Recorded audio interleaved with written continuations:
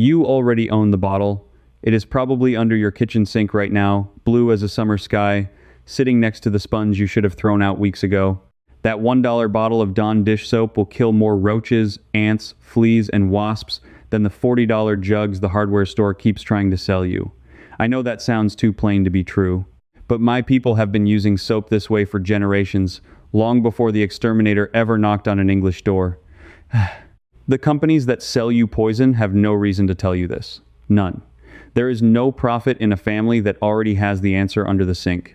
Stay with me, because around the middle of this, I'm going to show you exactly how to clear a wasp nest off your porch after dark for less than the price of a cup of coffee, the way my grandfather did it with a mason jar and a steady hand.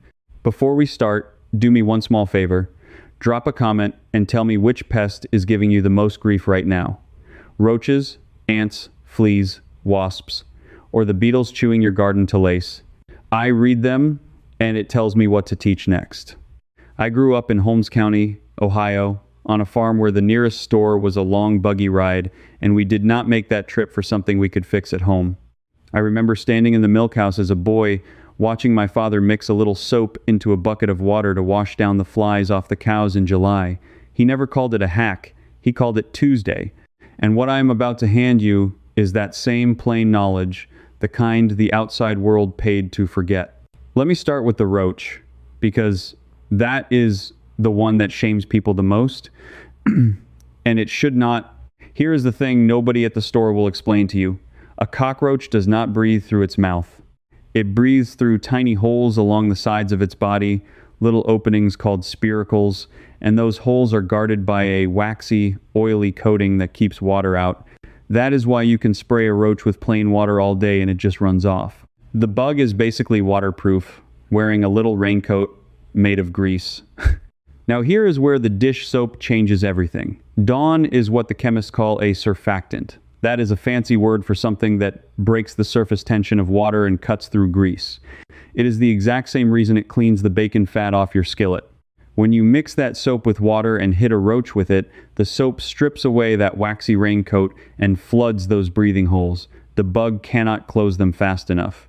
It drowns in the open air, on your kitchen floor, in under a minute.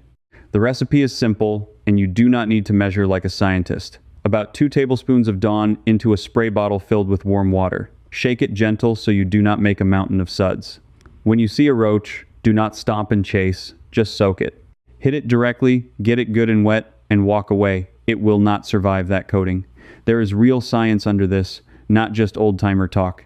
Researchers have studied soaps and oils on insects for years, and the University of Florida Extension has written plainly that soap solutions kill soft insects by breaking down their protective coating and disrupting the cell membranes. That is the outside world in a white coat, finally writing down what my grandmother knew with a bar of lye soap and a rag. But killing the one roach you see is not the war. Everybody knows a roach you can see means 50 you cannot. Therefore, the real question is how you make them stop coming back, and that is where the soap does something the poison cannot. Roaches follow a scent trail.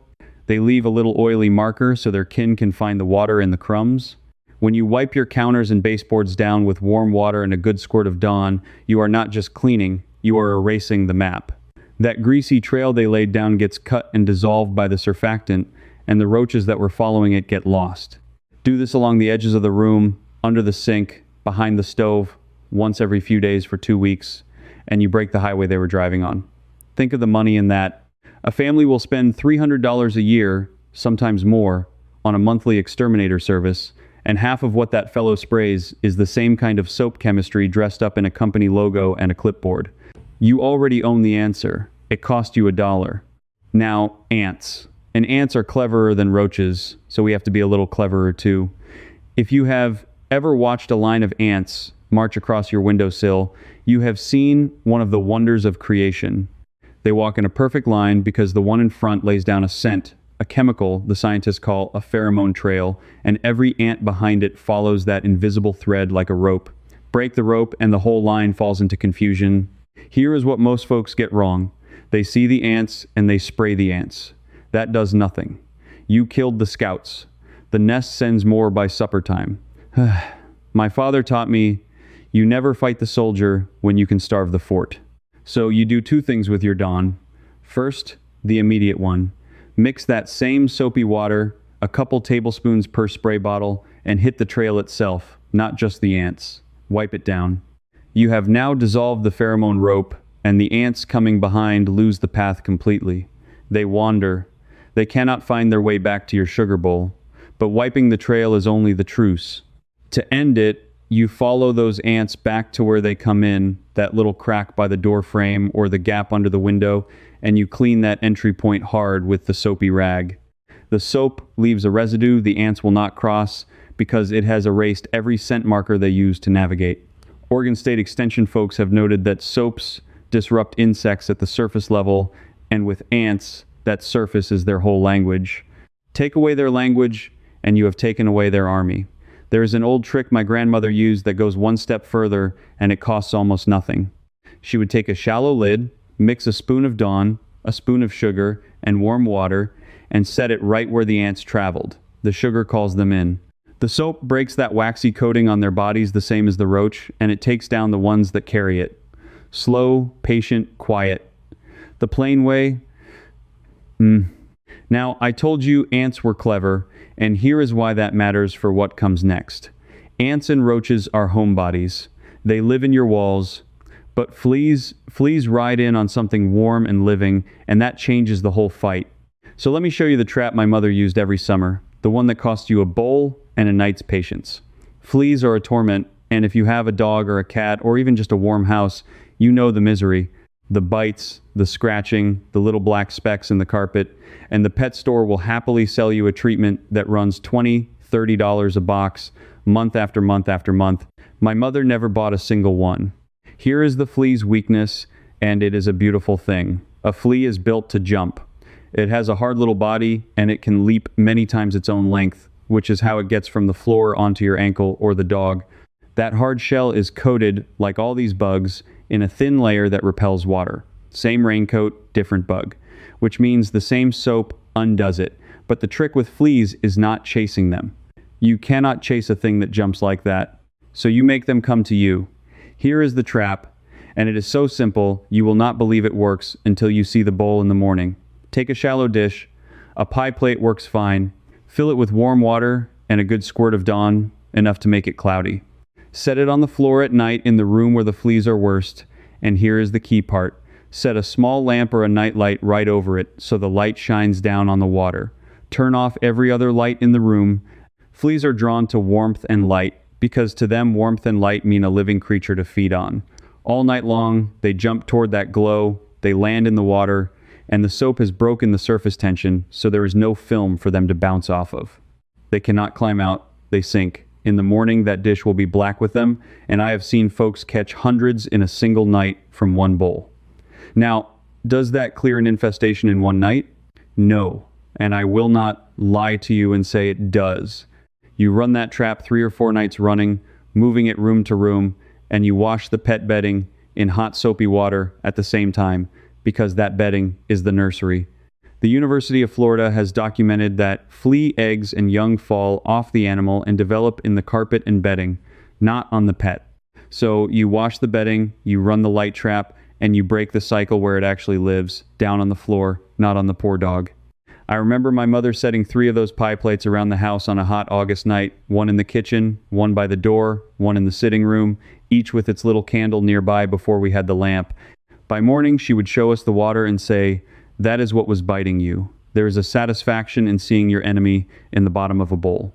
But a flea in a bowl is a small victory next to the thing that most folks are genuinely afraid to face. Because everything so far you can do calm, in daylight, with your feet on the ground. The wasp is different. The wasp fights back. And I promised you I would show you how to take a nest off your porch, so let me keep that promise now. First, understand what you are dealing with, because fear comes from not understanding. A wasp is armored. That hard, shiny body is built to shrug off rain and wind.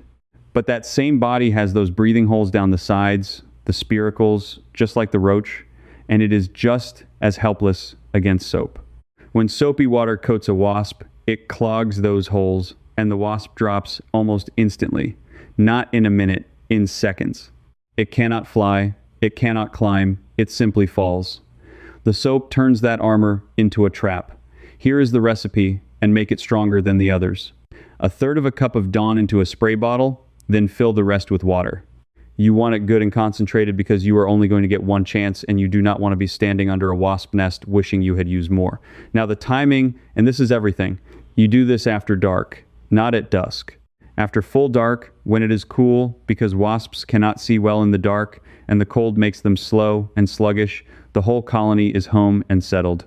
My grandfather always said, you deal with the hornet on the Lord's schedule, not your own, and the Lord made the night for exactly this. You do not use a flashlight pointed straight at the nest because the light will draw them to you. If you must have light, set a lantern off to the side, low, and let it fall soft. Then you stand back as far as your sprayer will reach, and you soak that nest. Do not stop at one squirt, drench it. Cover the whole thing until it drips. The wasps inside get coated as they try to come out, and they fall before they ever get airborne. For a nest up under an eave, some of the old-timers, my grandfather among them, would fill a wide-mouthed mason jar with strong soapy water and, on a still night, raise it slow on a long pole and press the mouth right up over a small hanging nest so it sat submerged in the jar. The whole nest drowns at once, quiet, no spray drifting back on you. It takes nerve and a steady arm, and I would not send a beginner up a ladder in the dark to try it. But that is the old way, and it worked on our porch for 40 years. By morning, the nest is silent. Picture yourself standing on that dark porch, sprayer in hand, finally the one holding the answer instead of the one paying for it. That confidence is exactly what the Complete Garden Field Edition is built to give you, and it is an instant download you can open tonight. The Garden Blueprint hands you the one systematic mistake that makes every fix temporary, so your wasps, your ants, and your roaches stop coming back for good. The Harvest Blueprint takes it further with precision wasp removal that leaves your pollinators completely untouched, and a colony kill approach that targets what you cannot even see. And the Full Field Edition ties it all together with a 30, 60, 90-day yard rescue calendar and a quick reference field card for the whole season. Here's your free test tonight. Mix 1/3 of a cup of Dawn in your sprayer, the way I just showed you, and go clear one small nest after full dark, then judge for yourself whether these plain methods hold up. The fastest way to get the books is to scan the QR code right there on your screen, or go to the link in the description or the pinned comment. And the pests never take a season off, so the sooner you have the whole system, the sooner your yard stops costing you money. Now let me show you what you do when the sun comes up. You knock it down with a broom, you throw it away, and you scrub the spot it hung from with more soapy water, because wasps remember a good home site and a queen will try to rebuild in the very same corner if she can still smell the old paper. Erase the scent, and she moves along. Now think about what the store wanted to sell you for that. Those foaming wasp sprays that shoot 20 feet, $7, $8, $9 a can, full of chemicals you would not want near your grandchildren, doing the exact same job that 1/3 of a cup of soap does for pennies. An entire aisle at the hardware store, an entire industry, built on the idea that you could not possibly handle a wasp with something you already own. My people never bought that lie because we never had the aisle to walk down. Now, I know what some of you are thinking, and it is a fair thought, so let me speak to it plainly. You are sitting there saying, this is fine for a new problem, a fresh nest, a line of ants I just spotted, but my home is old.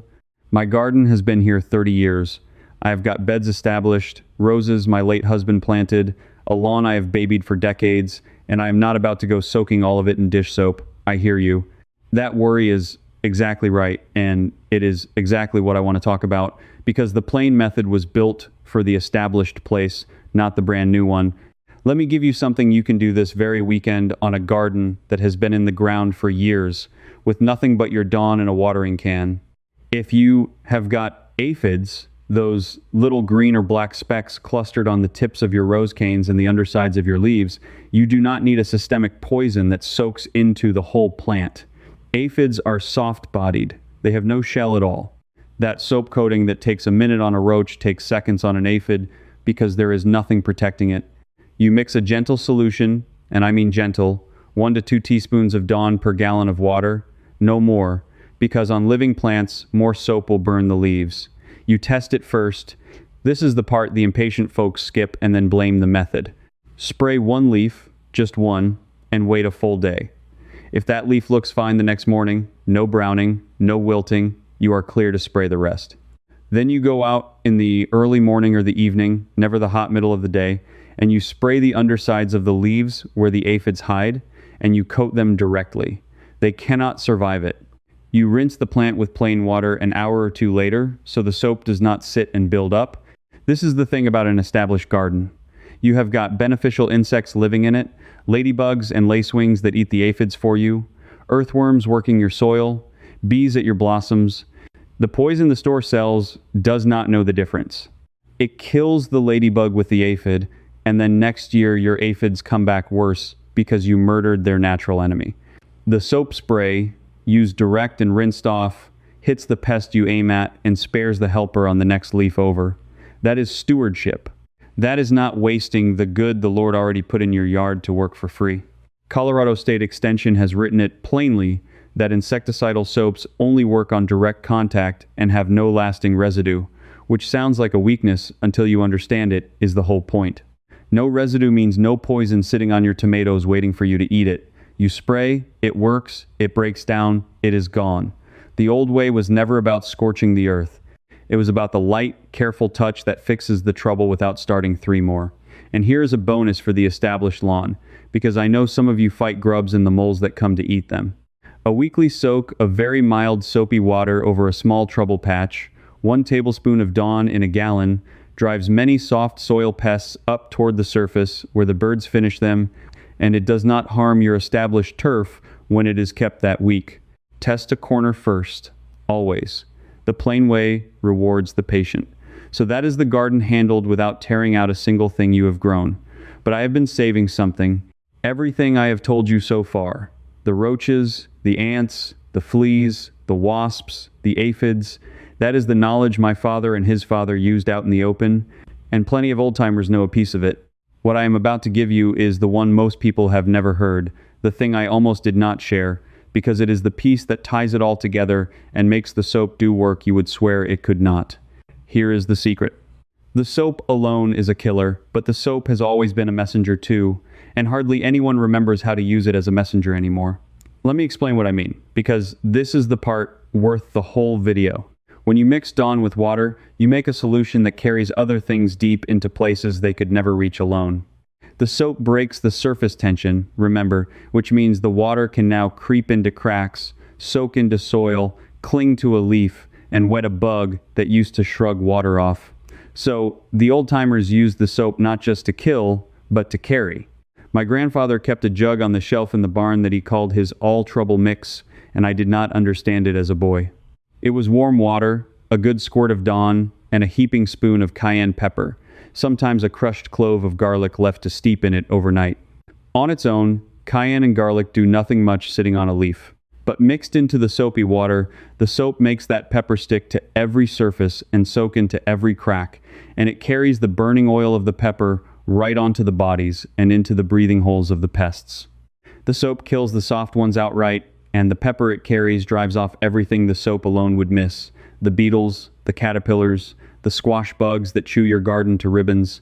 He would strain it through a cloth so it would not clog the sprayer, and he would go down the rows at dusk, and I swear to you the cabbage moths would lift off that garden like smoke and not come back for a week. The soap was the wagon, the pepper was the cargo. That is the piece the modern world forgot, because you cannot patent a jug of soap and pepper and sell it for $30, so nobody had a reason to remind you it existed. And here is the credibility for the doubters, because I know some of you want more than an old man's memory. Agricultural researchers have documented capsaicin, the heat compound in cayenne, as a genuine insect repellent and deterrent, and they have long known that surfactants like soap dramatically improve how well any spray sticks and spreads on a surface, what they call wetting the leaf. So the science says exactly what my grandfather's jug said. The soap makes the medicine stick. Put the two together and you have a garden guard that costs less than $1 a batch and harms not one bee that is only visiting your blossoms, because you spray it in the evening when the bees have gone home and it dries to nothing but a faint pepper ghost by the next hot afternoon. The recipe, so you have it exact: 1 gallon of warm water, 2 tablespoons of Dawn, 2 tablespoons of cayenne pepper, 1 or 2 cloves of garlic, crushed if the squash bugs are bad. Let it sit overnight. Strain it through an old cloth in the morning. Spray at dusk, on the tops and undersides of the leaves, once a week and again after any hard rain. Test one leaf first and wait a day, the same as always, because a strong batch on a tender plant can burn, and patience is cheaper than a dead tomato plant. That is the finale. That is the thing that turns one bottle of dish soap from a bug killer into the whole medicine chest my people carried for generations, back when there was no store to run to and no salesman to trust. It was never lost. We just kept using it while the rest of the world was taught to forget. Now let me pull it all together, because I want you to walk away with the whole picture and not just pieces. The blue bottle under your sink is a surfactant, which is the plain word for something that strips the waxy raincoat off any bug and floods the little holes it breathes through. That one fact is the key to all of it. It is why soapy water drowns a roach on your floor, dissolves the scent trail that guides the ants, sinks the fleas in a lighted bowl overnight, drops a wasp out of the air in seconds after dark, and clears the aphids off your roses without poisoning the ladybugs that were helping you all along. And when you use it as a carrier, mixed with a spoon of cayenne, it becomes the garden guard that drives off every chewing pest the soap alone would miss. None of this is new. That is the part I most want you to sit with. This is not a clever trick somebody invented last year for the internet. This is what a farm family did in Holmes County and Lancaster County and 1,000 plain households before the poison aisle ever existed, because we did not have the money to be dependent and we did not have the store to be dependent on. We had a bar of soap, later a bottle of it, and a garden to protect, and a Lord who told us not to waste what we were given. The outside world was sold a different story. It was taught that every bug needs its own special product, its own can, its own monthly service, its own $40 jug with a scary label. An entire industry grew up on the simple fact that most folks never learned what was under their own sink. Not because they were foolish, because nobody who profits from the poison had any reason on this earth to tell them. There is no money in a family that already knows, but you know now, and that is the thing they cannot sell you back. So think of what this is really worth over a year. The $300 for the exterminator, the $30 a month for the flea treatment, the $9 a can for wasp spray, again and again all summer, the bottles of aphid killer that murdered your ladybugs and made next year worse. Add it up honest, and it is hundreds of dollars a year, year after year, for what a $1 bottle and a little knowledge does, better and gentler and safer around your grandchildren.